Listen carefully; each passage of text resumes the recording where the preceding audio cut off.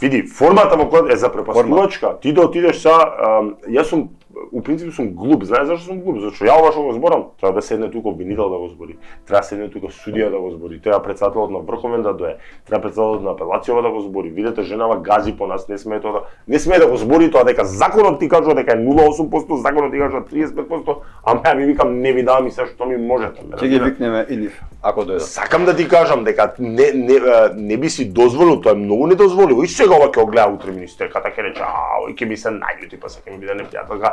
Не ти викам дека тоа ќе се случи, меѓутоа и не би ми изненадило да пошто кај нас суетава на политичари, е страшна работа. И сега место они тоа да го зборат, ја нешто си викам, после си викам, па што сум глубес сиди кога некој ми е убаво, нека си ќутат, и тоа е тоа.